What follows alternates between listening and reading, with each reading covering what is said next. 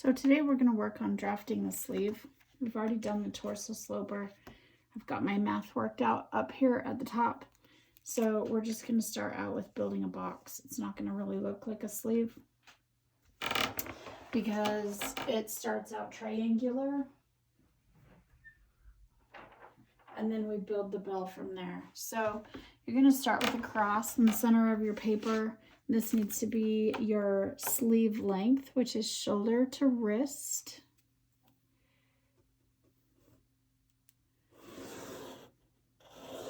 Just make sure you have enough room all the way down your paper.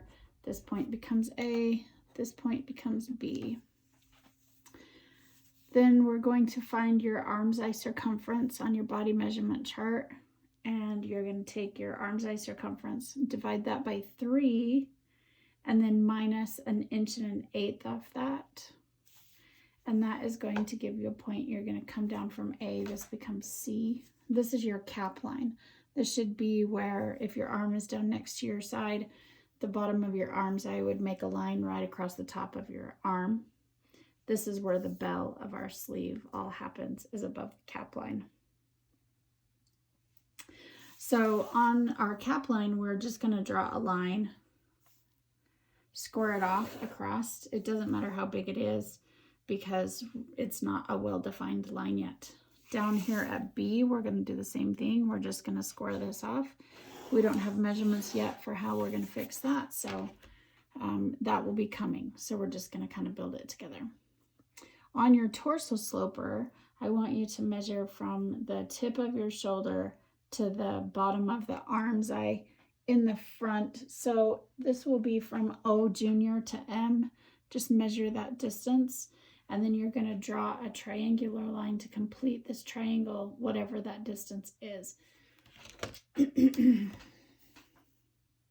So if mine was 9.5, I would draw this line 9.5. If it was whatever your number is, this becomes E out here on the end. That is the widest point of your bell. This is also the front of the sleeve. This is going to be the back of the sleeve, which is a mirror image of your torso sloper. When you're looking at your torso sloper, this is the back and this is the front. But because when we go to sew them, we put right sides together, the sleeve actually get developed in reverse or in mirror. So this is the front. This is the distance of your front arm's eye. This is going to be the distance of your back arm's eye.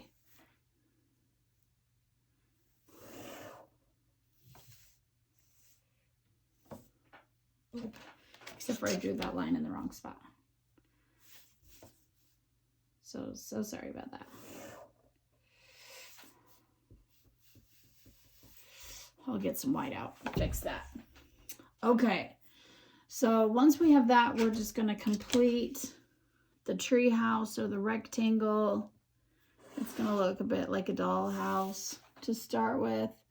Now this rectangle with the triangle on the top is, it's very wide as a sleeve. It would not be very attractive unless you're going for a big magician cloak look. Otherwise, we're going to have to taper this sleeve, but that'll be based on wrist circumference or hand circumference down here at the bottom. We're going to put our elbow line. So you're going to find the midpoint between C and B. Just mark it really lightly. That's not a real line. Then you're going to measure up towards the cap line 1.5 inches from that and put that point in. That is going to be where your elbow is. Now once again, this is based on proportionate theory and your elbow may or may not be in that spot. So measure from the tip of your shoulder to your elbow, and then that would be equivalent to measuring from A to whatever this point is called. This is D. The distance from A to D should be the point, the same distance as your shoulder to your elbow. If you're more than 1/2 inch different here, then put your D where your anatomical elbow would be. If that means it's down here or up here a little farther, adjust this line based on your actual body math. Then we have the basic outline for our sleeve. Now we just need to work on the bell. So I'm going to zoom in a little so you can see just working on the bell.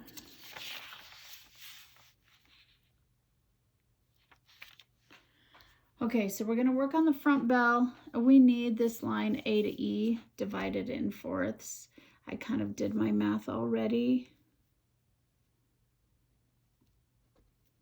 Oh, my pen died.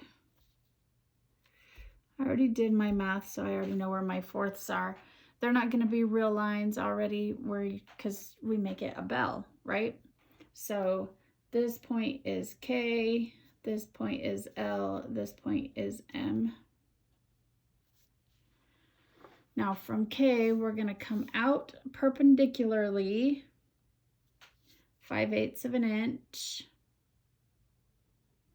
and that becomes N. From L, we're going to slide down the line, stay right on this AE line, but slide down it 3/8 of an inch. That becomes L junior. And then from M, we're going to square in 1/2 inch, but we're going to be coming in to the sleeve, and that becomes O.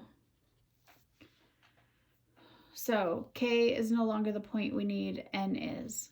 L is no longer the point we need, L junior is. M is no longer the point we need, O is. And we are going to draw a curved line from A to N to L junior to O and to E. Now remember up here, we don't want a sharp point because that's right at the shoulder seam intersection. We want to keep it kind of as that's the flattest curve. So about 1/2 inch on either side. I don't let my curve start to fall until I've passed that. So I'm just going to start at E and I'm going to come up this way. You can use your curved ruler or you can freehand it. Hit L, hit L, or O, hit L junior, hit N, make your Sharpie work, hit N, and then kind of up here with the curve to be able to hit A. And then this line here, the straight line, is no longer relevant.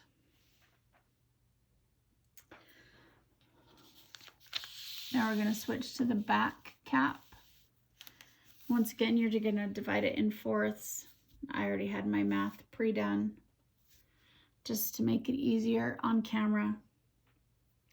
This is P, this is Q, and this is R. We're going to do similar things to what we did over here. This is the back part of our bell. Because we have more range of motion in the back around those shoulder blades, AF is typically longer than AE unless you're a really crazy power lifter. Then things might be a little different. But typically this curve is sharper. This curve is a little longer. This side just has more motion in it. So divided in fourths, so you've got your 3 points, and then we're going to do very similar to we did over here. P, we're going to square out 3/4 of an inch out of the sleeve. That becomes S. Q, we're going to also square out from, but we're only going to do 3/8 of an inch. That becomes T. R, we're going to slide along the line, just like we did L, except for L, we slid down the line, and R, we're going to actually slide up the line, and we're going to be sliding up 3/8 of an inch. This becomes U. Then this point over here is F, so sorry. We are going to find the midpoint between F and R. It's not a real point, we just need to know where it is. But from that midpoint, we're going to square down into the sleeve 1/4 of an inch. And that becomes V. Okay, so now as you draw your curve, once again, keep this bell nice and consistent here across the top so it stays kind of flat right here at A. You're going to come down and hit S. You're going to hit T. You're going to hit U. You're going to hit V. And then you're going to hit F.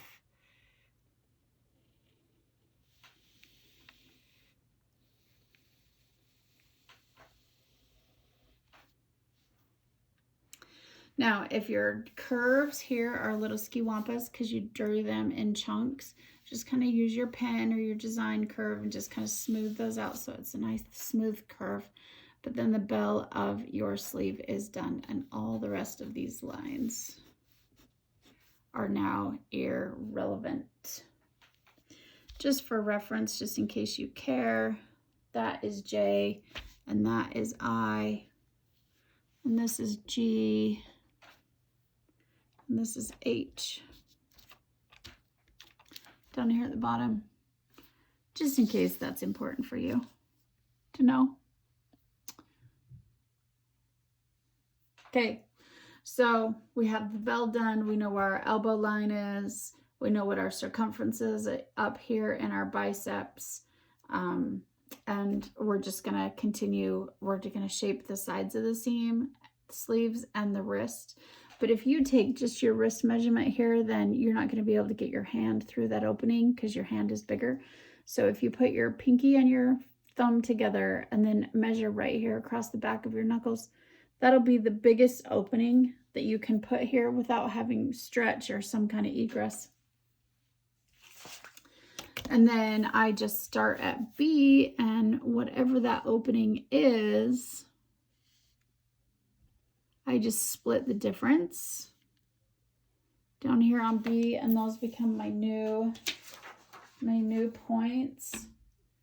This will be W, and this will be X. And then I just take my ruler and I just complete the line from X to F.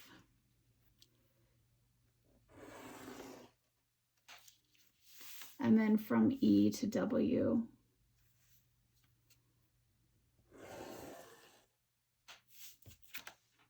And then all of this is no longer relevant. And there you have it, a sleeve slipper.